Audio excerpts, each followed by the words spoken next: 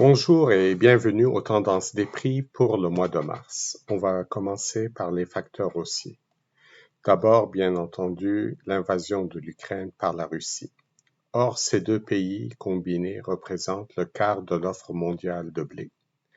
Et l'Ukraine est par ailleurs le quatrième exportateur mondial de maïs.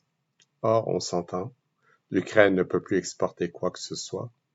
Et la Russie va avoir du mal à exporter ses grains en raison des sanctions financières internationales. Par ailleurs, ce conflit commence à réorienter le flux du commerce mondial des grains. On a vu les Chinois se remettre à acheter du maïs américain en raison de la non-disponibilité du maïs ukrainien.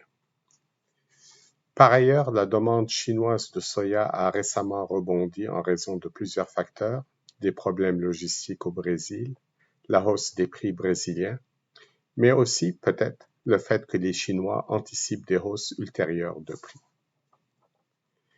Par ailleurs, la production brésilienne de soya va probablement finir autour de 125 millions de tonnes, comparativement à 138 millions de tonnes l'an passé. Maintenant, il y a plusieurs facteurs à suivre. D'abord, l'USDA a émis leur première prévision des ensemencements pour le Midwest.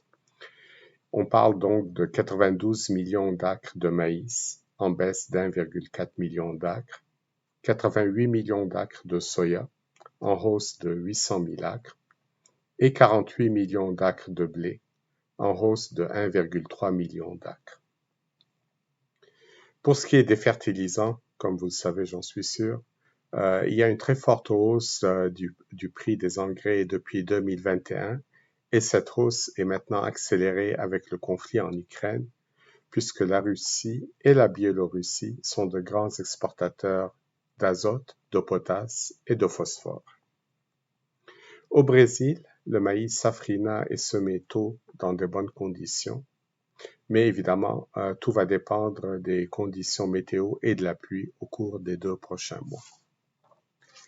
Dernier facteur à suivre, et pas le moindre, même si on en parle un peu moins maintenant, la COVID-19, en espérant qu'on n'ait pas d'autres développements à ce sujet. Maintenant, notre scénario des prix, il est changé, il est devenu haussier, aussi bien pour l'ancienne que la nouvelle récolte, et très volatile. La bourse est en mode panique, les prix des grains ont explosé. Notre scénario des prix est basé sur une hypothèse fondamentale. Le conflit en Ukraine ne sera pas réglé rapidement.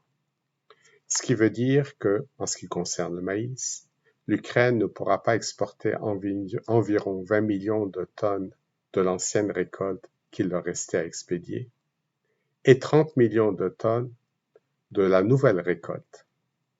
Ce qui veut dire que du jour au lendemain, 50 millions de tonnes de maïs ont disparu du marché mondial.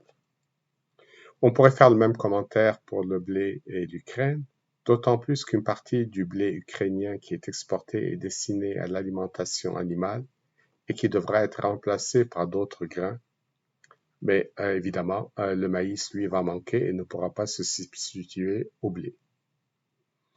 En conclusion, il faudra que tous les autres exportateurs de grains aient tous d'excellentes récoltes pour éviter des pénuries. Voici ce qui conclut nos tendances des prix. Au plaisir de vous retrouver en avril. Merci.